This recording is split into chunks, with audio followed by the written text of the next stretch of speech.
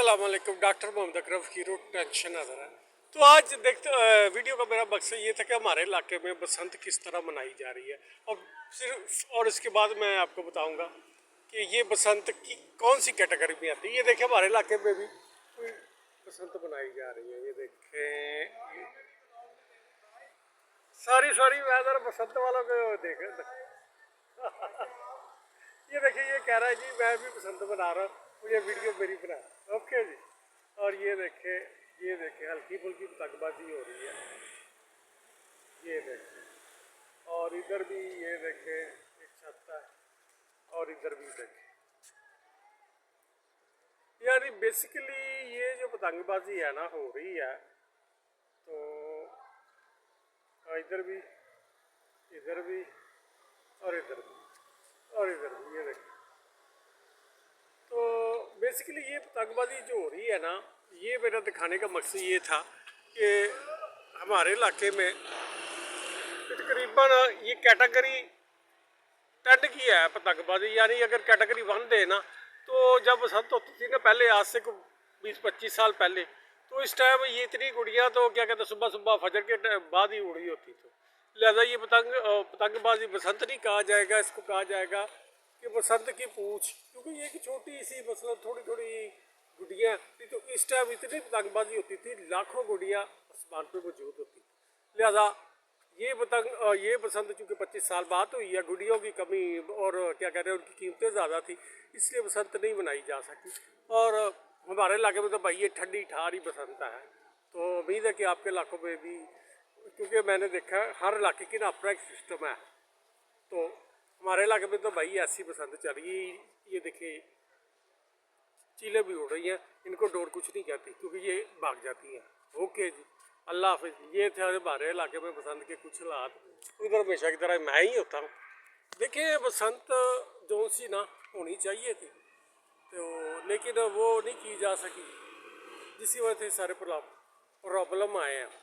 किसी एक खेल को अगर आप टारगेट करते हैं कि भाई यही है फसाद का जड़, यही जानने लेता है, तो मेरे ख्याल है वो लोग गलत है। इसकी मिसाल मैं इस तरह देता हूँ कि देखिए ये सामने टावर लगा हुआ है, ये रेडिएशन छोड़ता है, इंसानी सेहत के लिए मुअज्जर है, नहीं समझे बात।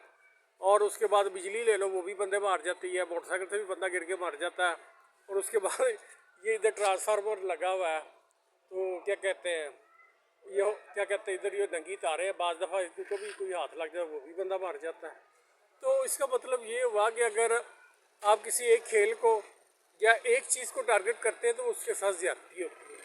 लिहाजा देखिए तंगबाजी पर पाबंदी नहीं होनी चाहिए, सिर्फ प्लास्टिक की डोर पर पाबंदी होनी चाहिए, वो गर्दन काट देती है, इसमें कोई शक नहीं। उसके बाद इंसानिया की नाहली ये है कि इन्होंने आज तक मैं तो मेडिकल वालों को भी कहूँगा कि भाई उनको चाहिए था कि अगर कोई किसी का डोर फिर जाए तो क्या कहते हैं उनको चाहिए फौरी तौर पर क्या करें, उधर गर्दन की रखें कटती हैं, इशारा कट जाए उसको फौरी तौर पर शहरी को चाहिए था कि कंपेन करते। और स्कूलों में बच्चों को कहते हैं कि भाई आपने वो क्या कहते हैं तार वाली गुड्डी नहीं उड़ानी। इन्होंने जोर दिया पर्चों पर, इसका नतीजा ये निकला कि लाखों लोग बेरोजगार हुए और लाखों पर्चे दर्ज हुए जो कि कानूनी तौर पर ही गलत थे। लिहाजा ये थी और एक इंडस्ट्री ख़त्म होगी। अब अगर आप कहेंगे 3 दिन के लिए कोई इंडस्ट्री उठ जाए तो वो फिर क्या कहते हैं ब्लैक माफिया ही फ़ायदा उठाता है। लिहाजा जहाँ तक मैं समझता हूँ कि पतंगबाजी की इजाज़त होनी चाहिए, लेकिन रूल एंड रेगुलेशन के तहत और मखसूस दुकानों से ही गुड्डी डोर मिले जो रजिस्टर्ड हों, ताकि प्लास्टिक की डोर का कला कमा किया जा सके। याद रखें सिंपल सी बात है, लोग प्लास्टिक की डोर अगर क्या कहते हैं यूज़ करते हैं तो जब उनको दुकानों से मिल जाएगी दूसरी डोर सस्ते में, तो वो उसको ही यूज़ करेंगे। और फिर जो प्लास्टिक की डोर यूज़ करेंगे वो खुद ही क्या कहते हैं कानून के शिकंजे में आएंगे। वैसे देखा जाए तो क्या कहते हैं पतंगबाजी एक बजाते खुद कुछ नहीं है। मसलन आप देखते हैं कि बच्चा पतंग लूटते हुए छत से गिर जाए, उसमें पतंग का क्या कसूर है या पतंग बनाने वाले का क्या कसूर है। इसी तरह अगर क्या कहते हैं कोई किसी का डोर वगैरह फिर जाए तो उसको चाहिए था वो अपने हिफाजती इक़दाम करे, क्योंकि जिस तरह अब ये बिजली की तारों की मैंने मिसाल दे दी है नंगी है, अगर इसको हाथ लगाएगा तो उसको करंट नहीं लगना, उसने मरना ही है। तो इसी तरह क्या कहते हैं, पतंगबाजी को मेरा ख्याल जारी रहना चाहिए। अगर कोई जारी नहीं रखता तो फिर क्या कहते हैं उसको, ये इसके साथ ज्यादती होगी, क्योंकि मौत तो हर जगह पे, पानी में मौत है, बिजली में मौत है, मोटरसाइकिल बजाते खुद पता नहीं रोज़ की कितनी जानें लेती है पाकिस्तान में। ये अगर आप न्यूज़पेपर उठा के देखिए तो आपको पता चल जाएगा। लिहाजा एक शोबे को टारगेट करना मेरे हिसाब से ठीक है। ये थी हमारे इलाके की ठंडी ठार बसंत, मेरे ख्याल हवा चली गई है। ये देखिए गुड़ियाँ वाले क्या कुछ कर रहे हैं।